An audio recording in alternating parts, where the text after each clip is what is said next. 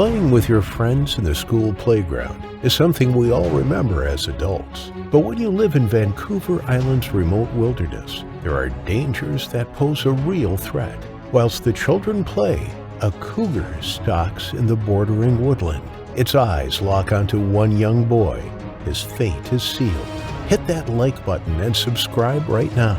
This is the terrifying mountain lion attack on Jeremy Williams. Welcome to Final Affliction.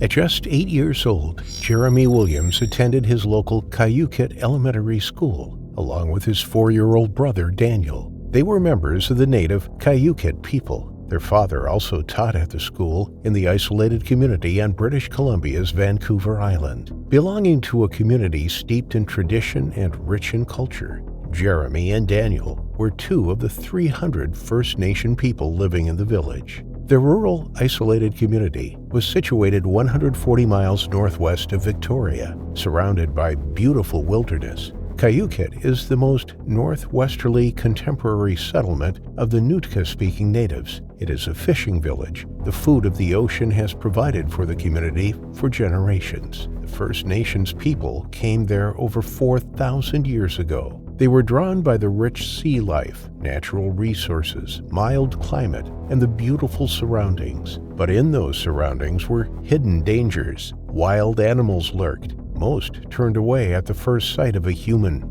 but for others, they were bold and brazen. They posed a real risk, especially to those who wandered off alone.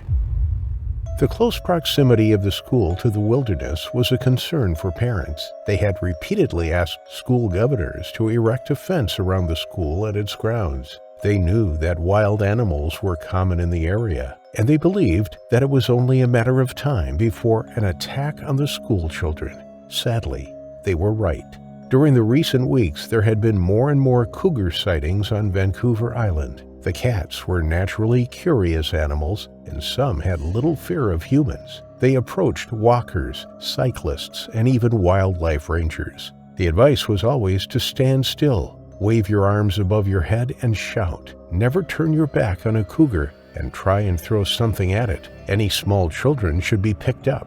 Typically, they will run away. Usually, they are just interested in something you're carrying rather than you, such as food in your backpack. But if they see you as the prey, then that is a whole different story. A mountain lion that is stalking you is not merely curious. They want a meal. On a Tuesday morning in May 1992, Jeremy was playing with his brother Daniel and their 2 friends in the school playground. Their father, who was one of the teachers at the school, was inside the building. He could hear the children playing and would sometimes look out through the windows and catch his 2 boys running around with the others. But he wasn't the only one watching the children playing that morning. A cougar had been drawn to the shrieks and cries of the young children as they played outside during recess. Jeremy sat down on a grassy bank on the edge of the playground, whilst the other children continued to run around behind him. He looked out at the surrounding woodland, but he failed to spot the camouflaged cat in the undergrowth. The cougar locked its eyes onto the small boy. It was a female, just a yearling. She was likely hunting on her own for one of the first times. Mountain lions typically remain with their mothers until between the ages of 14 to 21 months. As a yearling, she can't have been independent for very long. She was an inexperienced hunter, but an opportunistic one of the most dangerous of her kind. Cougars are hypercarnivores, meaning that they only eat meat. In Yellowstone National Park, they compete with wolves for elk and deer. Elsewhere, they also hunt smaller mammals such as raccoons, porcupines, and wild turkeys. But they typically hunt at night or during dusk and dawn. So why was this one out in the day?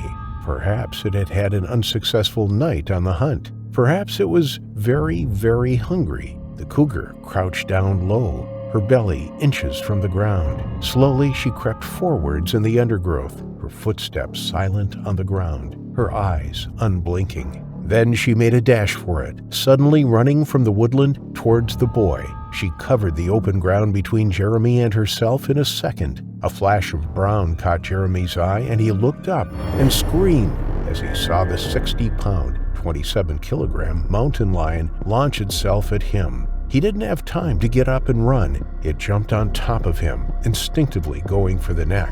Her claws dug into his body, and the long canines pierced his throat as it mauled him. The other children screamed and all made a run for the school building. Some rushed inside, shouting for help. They knew their friend was in serious trouble. It was pandemonium. Jeremy was trying to fight back, but he was too small in comparison to the wild cat. He didn't stand a chance. The weight of her body pinned him down, and when she closed her jaws around his throat, he had just seconds to live. Kevin Williams, Jeremy's father, heard the chaos outside and ran to the playground. There, he saw his eldest son underneath the beige-brown cat, his head in its jaws. He ran at the mountain lion, yelling and shouting, trying desperately to distract it and scare it away. He tried to find something to throw at it as he rushed forwards, but time was running out. Although only seconds passed, in reality, time seemed to stand still. The attack seemed to go on forever, with Kevin feeling powerless to stop it.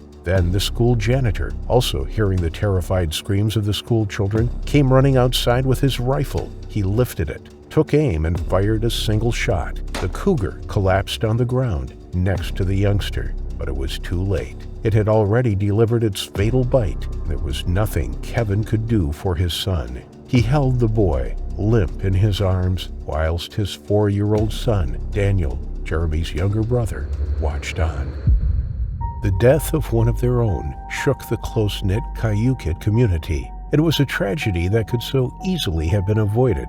Richard Leo, a Cayuquit Indian chief, told the authorities that parents were furious at the school board for not protecting the children from the threat of wild animals. There weren't just cougars out there were bears and wolves. Richard said that no pupils would be returning to the school until they had assurances that a fence will be erected around its grounds. Being surrounded by prime cougar and bear habitat, their children needed to be kept safe.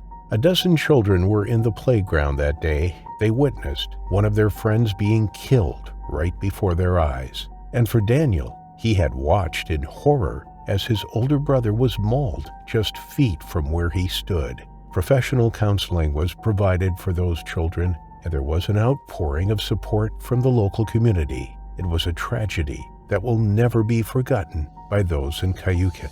There are some 4,000 cougars in the whole of Canada, 3,500 of which are found in British Columbia. Vancouver Island has the highest concentration of cougars in the world, with around 800 calling the island home.